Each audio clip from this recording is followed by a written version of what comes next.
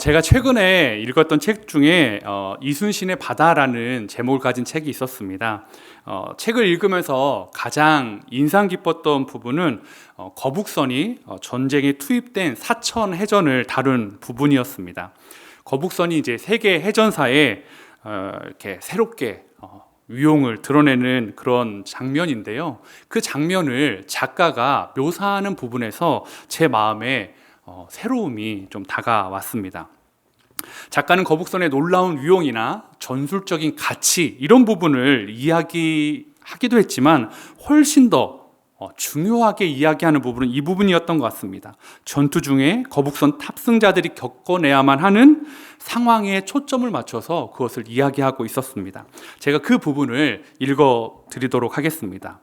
거북선에 탑승하면 하늘과 바다를 볼 수 없었다. 오직 조타수만이 방향을 잡고 돌격대장의 신호에 운명을 맡긴 채 자신의 일을 수행해야만 했다. 전투 시 거북선의 실내는 아수라장이었을 것이다. 자욱한 먼지와 함께 어두웠을 것이고 바닷물은 계속해서 새어 들어왔을 것이다. 실내에서 쏘는 포의 소리와 진동은 갑판 위에서 한 포를 쏘는 판옥선과 비할 바는 아니었다. 전투원들의 귀는 먹먹함을 넘어 아무 소리도 들리지 않았을 것이다. 적선과 부딪히면서 생기는 진동으로 몸이 붕 뜨고 온몸을 여기저기 찍혀가며 피를 흘린 채 노를 젓고 포를 쏘았을 것이다. 사실 저는 거북선의 위용만을 주로 많이 생각했었거든요. 그런데 그러한 거북선이 그 위용을 발휘하기 위해서 내부에서 150명의 사람들이 겪어내야 되는 그 모습들은 상상 이상이었습니다. 그러면서 작가가 이렇게 당부를 하더라고요. 거북선을 바라보며 외관의 멋스러움만 생각하지 말고 거북선에 탑승해서 전투를 치렀을 선조들의 처절함도 생각했으면 좋겠다. 저의 시선이 거북선의 멋스러움에 이순신 장군의 무패의 기록에 초점이 자꾸 가고 있을 때에 이 작가는 저의 시선을 이순신 장군과 선조들의 처절함을 볼 수 있도록 시선을 자꾸 바꿔주고 있는 것이었습니다. 그러면서 이 작가의 당부를 들으면서 오늘을 살아가는 저에게 해주시는 하나님의 말씀처럼 들렸습니다. 이렇게 바꿔볼까요? 성경 속 믿음의 선조들을 바라보며 사건들을 바라보며 외관의 멋스러움만 생각하지 말고 믿음의 현장에서 전투를 치렀을 선조들의 처절함도 생각했으면 좋겠다. 우리는 성경에 나와 있는 믿음의 이야기들을 보면서 너무나 쉽게 그것들이 우리에게 주어질 거라는 환상을 갖기도 하고 나도 그렇게 그런 은혜를 누렸으면 좋겠다라고 생각할 때가 있습니다. 그런데 이 달콤한 승리는 대가 지불이 없이는 절대로 얻을 수 없는 그런 것이다라는 것을 오늘 이 책을 통해서 제가 또 깨닫게 되었습니다. 이 처절한 상황에서 씨름하고 애쓰는 그런 모습이 오늘날 우리에게도 분명히 있을 것입니다. 성경은 처절함에 꼽히는 위대한 믿음의 이야기라고 저는 여러분에게 말씀을 드리고 싶습니다. 그래서 오늘 제목을 처절함에 꼽히는 믿음이다라고 정해 보았습니다. 특별히 오늘 본문에서 이야기를 들어보니까 다윗이 그의 인생에 여러 번의 위기들이 있었는데 오늘 그 중에서도 아마 가장 위급한 순간이지 않았나라고 하는 한 장면을 여러분과 나누고 싶습니다. 이 오늘 본문의 배경이 되는 사건으로 가려면 사무엘상 27장 1절을 좀 읽어보아야 될 것 같습니다. 제가 읽어드리겠습니다. 다윗이 그 마음에 생각하기를 내가 후일에는 사울의 손에 붙잡히리니 블레셋 사람들의 땅으로 피하여 들어가는 것이 좋으리로다. 사울이 이스라엘 온 영토 내에서 다시 나를 찾다가 단념하리니 내가 그의 손에서 벗어나리라 하고. 이게 무슨 말이냐면 사울을 죽일 수 있는 기회에서 다윗이 멋지게 자신의 신앙을 증명했습니다.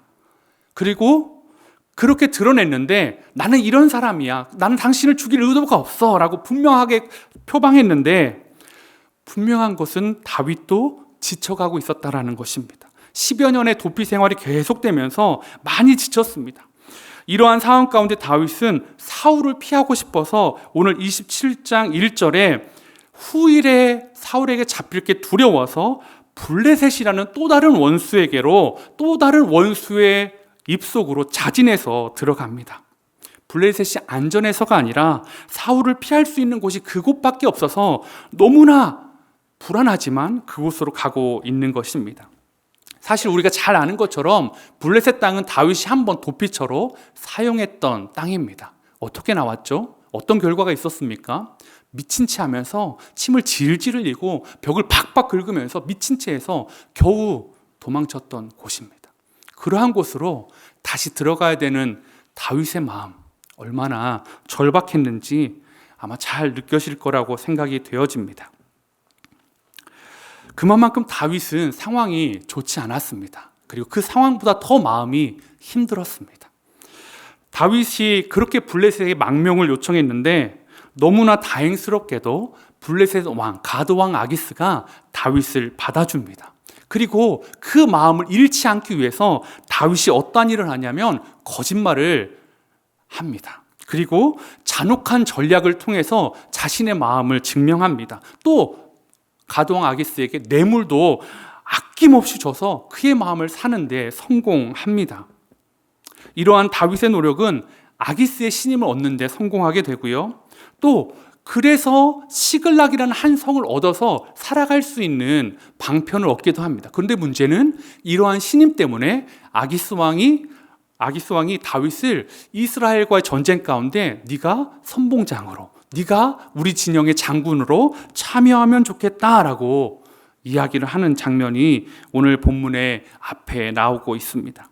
근데 참전하면 어떻게 됩니까? 참전하면 민족의 배신자가 되고요.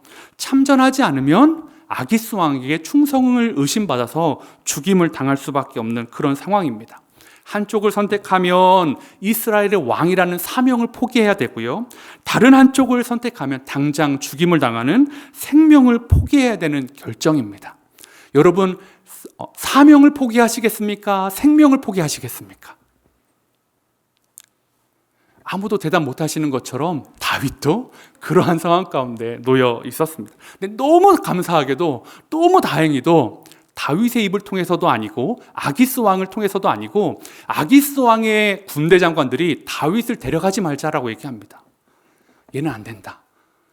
얘가 어떻게 이름을 떨쳤는지 잊었느냐. 우리 가드 사람 골리앗을 무찔러서 이름을 떨쳤는데 얘는 안 된다면서 장군들이 반발하니까 아기스 왕도 너무 미안해하고 다윗도 영디하면서 너무 아쉬운 듯이 하면서 할렐루야를 외치면서 다시 시글락 성으로 돌아오는 일이 있었습니다.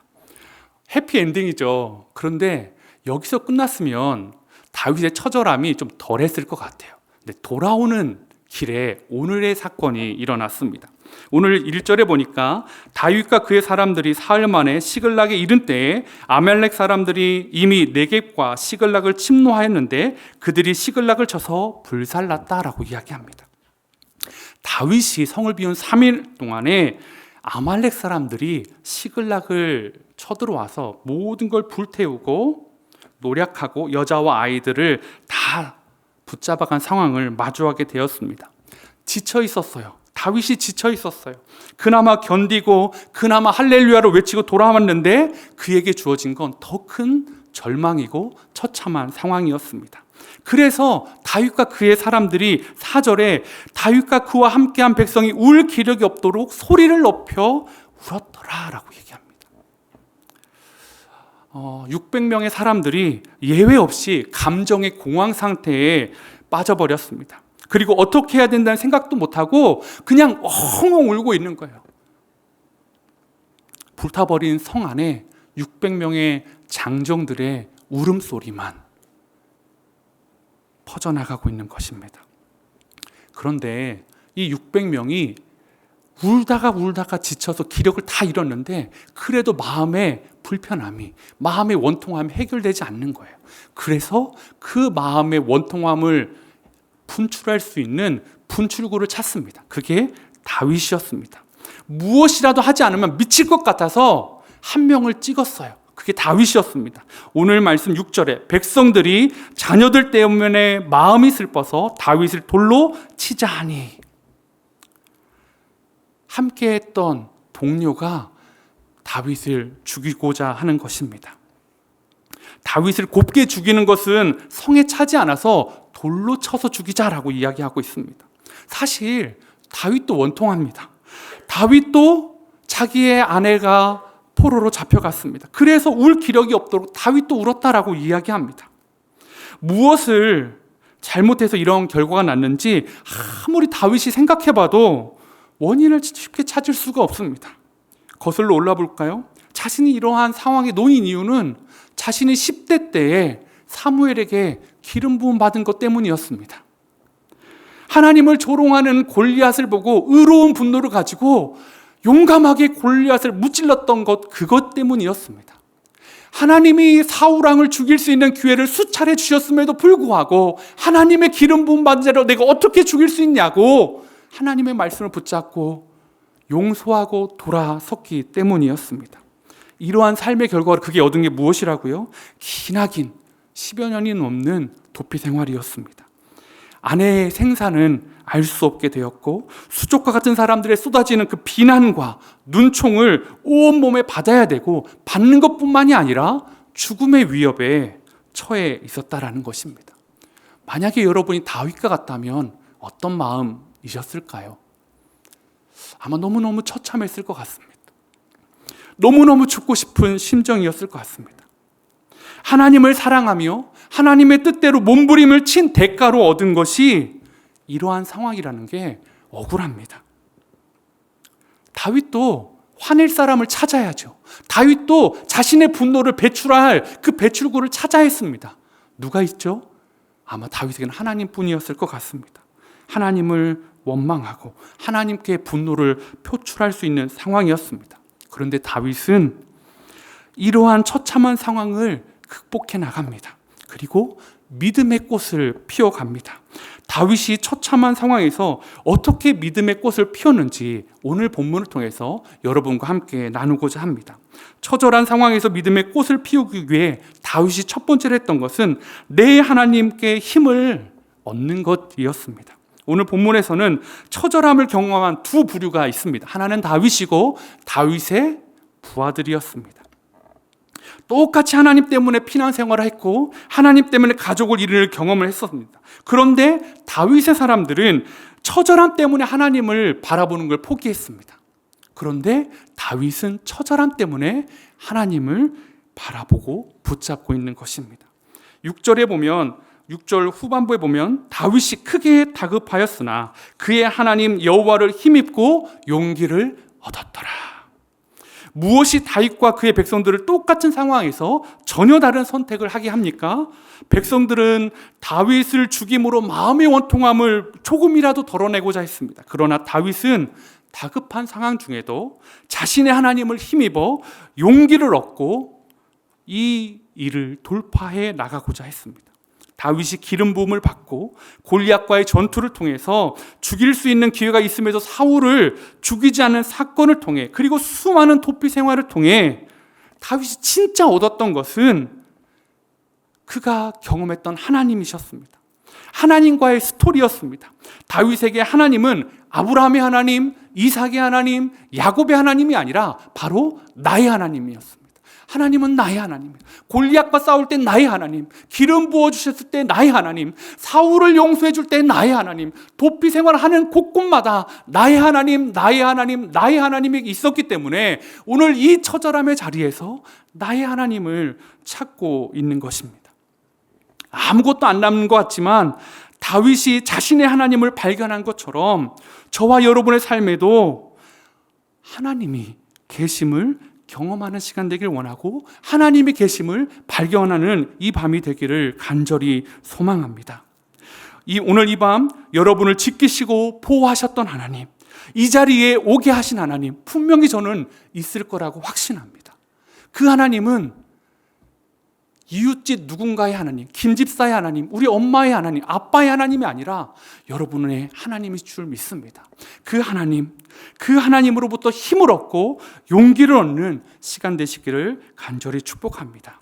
다윗이 처절한 상황에서 믿음의 꽃을 피울 수 있는 두 번째 이유는 하나님께 묻는 기도가 있었다라는 것입니다. 힘과 용기를 얻은 다윗이 한 행동은 놀라운 일이 아닙니다. 힘을 얻었으니까 역사를 바꿀 만한 일을 그가 했던 것이 아닙니다. 단순합니다. 8절에 다윗이 여호와께 묻자와 이르되 내가 이 군대를 추격하면 따라잡겠나이까 하니 여호와께서 그에게 대답하시되 그를 쫓아가라. 네가 반드시 따라잡고 도로 찾으리라. 제사장들을 불러 하나님께 묻는 기도를 하는 것이었습니다.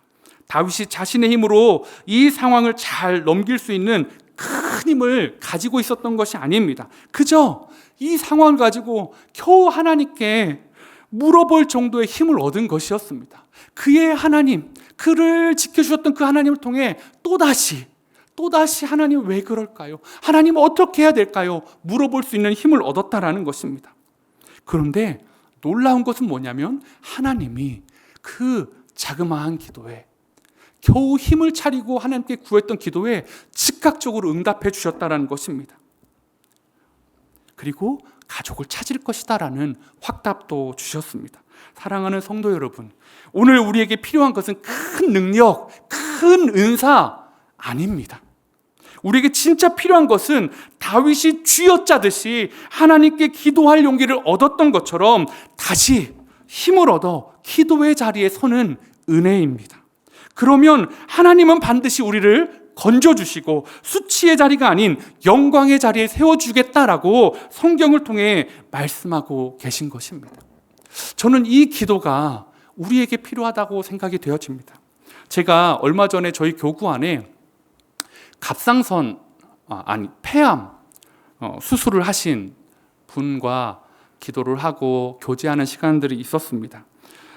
사실 이분에게는 가정적으로 참 많은 어려움도 있고 아픔도 있었고요. 또 이 진단의 시간들을 겪으면서 막 오르락내리락 했어요. 하나님이 너무나 좋게도 호전되게 하시는 것도 같았다가 결과가 안 좋은 것 같았다가 수술이 연기되는 것 같다가 또 하나님이 기대하게 하셨다가 기대하고 실망하고 기대하고 실망하고 이런 시간들이 참 많았습니다. 그러면서 결과적으로 어제 결과가 나왔습니다. 그러면서 이분이 이렇게 저에게 카톡을 보내주셨습니다. 샬롬, 결과가 나왔습니다. 폐암 3기, 다음 달부터 항암 치료가 시작됩니다. 아버지, 주의 이름을 부르짖는 믿음을 허락하여시니 감사합니다. 저의 모든 것을 안고 예수 그리스도를 의지합니다. 평강이 하나님이 함께 하시며 우리 모두를 그리스도의 이름으로 축복합니다. 제가 이분의 이 글에서 하나 시선이 머문 곳은 이것이었습니다. 주의 이름을 부르짖는 믿음을 허락하시니 감사합니다. 폐암 1기일 줄 알았는데 3기인 것이 그 너무 힘든 시간들, 수술이 연기되고 여러 가지 복잡한 가운데 그냥 다른 거 다 많이 이야기할 수 있는데 주의 이름을 부르짖는 믿음을 허락하시니 감사합니다. 사랑하는 성도 여러분, 우리의 믿음이 상황을 역전시키는 능력이 있음을 믿으십니까? 저도 믿습니다. 그러나 더 중요한 것이 있다면 이 집사님의 기도처럼 어떠한 상황에서도 하나님의 이름을 부를 수 있는 것, 이것이 진짜 믿음입니다. 이것이 진짜 기도의 자세입니다. 여러분의 어떠한 상황에서도, 어떤 처절한 상황에서도 오늘 힘을 쥐어짜서 하나님의 이름을 부르는 저와 여러분이 되시기를 간절히 축원합니다. 그러면 시편 50편 15절 말씀처럼 환난 날에 나를 부르라. 내가 너를 건지리니 내가 나를 영화롭게 하리라. 이 말씀처럼 오늘 우리가 하나님을 부른다면 우리 집사님을 건져줄 줄 저는 믿습니다. 오늘 우리가 하나님을 부른다면 우리를 건져줄 줄 저는 믿습니다. 오늘 이 밤 다시 기도할 힘을 얻는 은혜의 밤이 되기를 간절히 소망합니다. 처절한 상황에서 믿음의 꽃을 피우기 위해 세 번째는 하나님의 일하심을 믿어야 한다는 것입니다. 너무나 당연한 거죠. 그런데 이게 필요합니다. 이제 다윗은 응답대로 아말렉 군을 추격합니다. 근데 어디로 가야 됩니까? 알 수 없습니다. 자신들이 3일을 비워둔 사이에 그들은 다 도망가 버렸기 때문입니다. 어디로 갈지 막막하지만 반드시 찾을 것이라는 약속을 주셨기에 수색을 시작합니다. 사실 무모한 추격이죠. 어디로 갔는지 방향도 알 수 없고 단서도 없습니다. 그러나 다윗은 출발합니다. 달려가면서 기도했을 것입니다. 하나님, 어디로 가야 됩니까? 하나님, 어느 방향입니까? 하나님, 사인을 주십시오. 이쪽입니까? 저쪽입니까? 막 달려가는데 600명의 부하들이 자신을 막 쫓아오는데 어디로 가야 되는지 자신도 모르지만 앞장서서 뛰어나갑니다. 그러던 다윗의 눈에 한 소년이 들어옵니다. 이 소년은 3일을 먹지도 못하고 마시지도 못한 상황에서 죽어가고 있었습니다. 그는 아말렉 무리에서 떨어져 나온 아말렉 사람들의 종 애굽 사람이었습니다. 다윗은 이 소년을 통해 정보를 얻습니다. 결국 하나님의 약속해 주신 대로 가족을 이 소년으로부터 알게 되어서 가족을 찾을 뿐만 아니라 수많은 전리품도 얻게 됩니다. 근데 제가 주목하고 싶은 것은 결과가 아닙니다.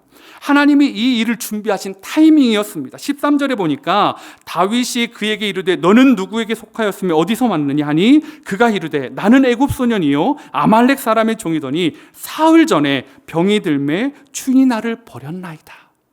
사흘 전에 버려졌대요. 사흘 전에 병이 들었대요. 그런데 30장 1절 우리가 읽었던데 똑같은 타이밍이 있습니다. 다윗과 그의 사람들이 사흘 만에 시글락에 이른 때에, 즉 하나님은 다윗이 시글락에서 가도왕 아기스를 만나러 출발하는 그 시점에 애굽 소년 한 아이를 아프시게 해서 다윗을 위해 예비하시는 그 일을 준비하고 계셨다라는 거죠. 하나님은 다윗이 인생의 중요한 결정을 해야 하는 그 처참한 상황에서 손 놓고 계신 것이 아니었어요. 다윗이 보지 못하는 곳에서 하나님은 너무나 천추천미하게, 너무나 세심하게 다윗을 통해 다윗을 위해 일하고 계셨다라는 것입니다. 저에게 이게 얼마나 위로가 되는지 모릅니다. 다윗이 얼마나 대단한 사람이기에 위대한 하나님께서 이렇게 세심하게 준비하실까? 다윗이 대단한 게 아니더라고요. 다윗을 향한 하나님 사랑이 너무 크니까 하나님께서 친히 이렇게 하시더라고요. 여러분, 하나님이 다윗만 사랑하십니까? 하나님이 다윗만의 하나님이십니까? 아닙니다. 저는 이 자리에 모인, 그리고 인터넷으로 모든 예배를 드리는 우리 성도님들의 하나님인 줄 믿습니다. 그 하나님께서 여러분이 보이지 않는 곳에서 지금도 친히 손수 사흘 전에 여러분을 위해서 일하고 계신 줄 믿는 이 밤이 되시기를 간절히 소망합니다. 이 믿음이 오늘의 힘듦을, 오늘의 처참한 상황을 견디는 힘을 주는 하나님에 대한 신뢰의 밤, 신뢰의 시간이 되기를 간절히 소망합니다. 제가 개척을 준비하면서 이러한 시간들을 참 많이 겪었습니다.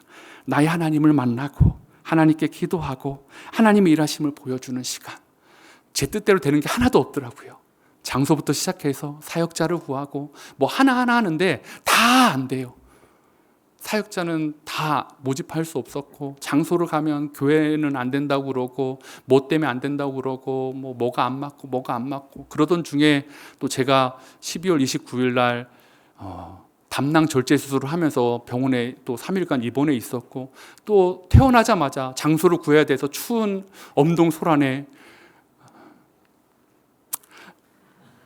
상가를 막 하면서 교회는 안 된다는 소리를 막 듣고, 그게 무리가 됐는지 그 주 토요일에 다시 열이 막 40도까지 올라가면서 코로나는 아닌가 걱정하고 그 밤에 병원에 가서 검사를 했는데 다행히 다음날 코로나 아니라고 하는 결과를 듣고, 그러나 이제 다시 또 병원에 가서 들었더니 염증 수치가 확 올라서 5일 동안 아무것도 못하고 병원에 가만히 있으면서 마음에 어려움이 참 많았습니다. 하나님, 왜요? 아무것도 할 수 없게 왜 저를 여기에다 처박아 두셨어요? 하나님, 다른 목사님들은 장소 찾아가고 사역자 찾아가고 다 인터뷰하고 면접하는데 왜 나는 여기에요? 나는 왜 아무것도 할 수 없어요? 하나님, 날 사랑하지 않는 거예요? 내가 이 지역을 지명하여 불러서 간 게 아니잖아요. 제가 뽑아서 간 건데, 하나님 부르셔서 갔는데 왜 이 지역은 저를 이렇게 힘들게 하나요? 제가 이렇게 웃기게 말했지만 그 침상에서 참 많이 울었습니다. 하나님, 아무것도 할 수 없네요. 왜 하나님 예전에는 잘 배려해 주시더니 예비 담임 목사가 되고 교회를 개척하려니까 왜 이렇게 혹독하게 저를 다루세요? 왜 눈앞에서 다 안 된다고 막으시는 거예요? 왜 제 몸을 치시는 거예요? 왜 일할 수 없게 하시는 거예요? 왜 세상은 이렇게 교회를 싫어할까요? 그때 제가 느낀 거, 하나님을 만나는 시간이었습니다. 교회의 주인은 네가 아니야. 네 노력으로 세워지는 게 아니야. 네 인맥으로 세워지는 게 아니야. 나는 너의 하나님이고 이 세워질 교회 하나님이고 내가 이 교회의 주인이야. 너 기도해야 돼. 네가 발품 팔아 되는 거 아니야. 너 좋은 장소 알아보러 다니는 사람 아니잖아. 하나님의 뜻을 찾아다니는 사람이잖아. 내가 일하심을 보여줄게.